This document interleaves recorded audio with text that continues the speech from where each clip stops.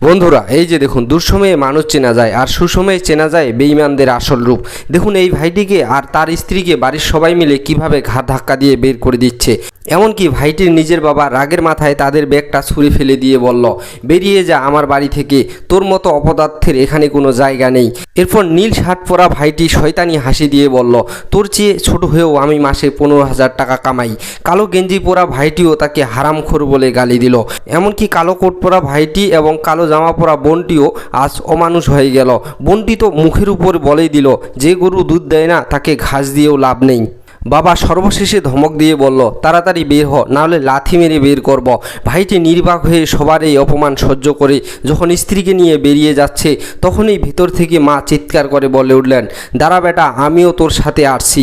মা এসে ছেলের হাত ধরে বললেন, আমি এই স্বার্থপরদের সাথে থাকবো না, আমাকে তোর সাথে নিয়ে চল। আর এরপর ছেলেটি মায়ের কাঁধে হাত দিয়ে পরম মমতায় তাকে নিয়ে রওনা দিল। ঠিক তখন এই ভাইটির শ্যালক বাইক নিয়ে এসে বলল, চল দিদি, এই ভিখারির সাথে থেকে লাভ নেই। অবাক করার বিষয় হলো, স্ত্রী তখনই স্বামীর হাত ছেড়ে শাশুড়িকে আপদ মনে করে নিজের ভাইয়ের সাথে চলে যাওয়ার সিদ্ধান্ত নিল এবং গিয়ে গাড়িতে উঠল।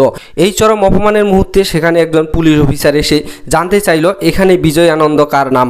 আর ওই ছেলেটিরই নাম হচ্ছে বিজয় আনন্দ। সে বলল যে হ্যাঁ, আমার নাম এটা, বলুন কি দরকার।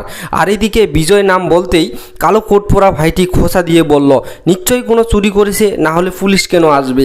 কিন্তু সবাইকে স্তম্ভ করে দিয়ে পুলিশ অফিসার পকেট থেকে জয়নিং লেটারটা বের করে বললেন, অভিনন্দন বিজয়বাবু, আপনি এখন পুলিশের বড় অফিসার। এই দৃশ্য দেখে যে বাবা ভাই একটু আগে লাথি মারতে চেয়েছিল, তারা এখন কুকুরের মতো পায়ে এসে পড়ল। বাবা এসে তোতলাতে তোতলাতে বলল, আমার তো বিশ্বাসই ছিল আমার ছেলে একদিন বড় কিছু করবে। বোন আর স্ত্রীও ক্ষমা চেয়ে কাছে আসতে চাইল, কিন্তু এই বীরপুরুষ তার স্ত্রীকে সজোরে এক ধাক্কা দিয়ে সরিয়ে দিয়ে বলল, তোর জন্য এই বাড়ির দরজা সারা জীবনের জন্য বন্ধ। আমি শুধু আমার মায়ের সেবা করব।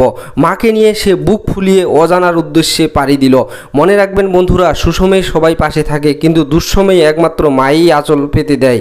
ভিডিওর শেষে ভাইটি তার স্বার্থপর স্ত্রীকে ত্যাগ করে মায়ের হাত ধরে যে সঠিক সিদ্ধান্ত নিয়েছে, আপনিও যদি তা সমর্থন করেন তবে কমেন্টে মা লিখে ভিডিওটি সবার কাছে শেয়ার করে দিন।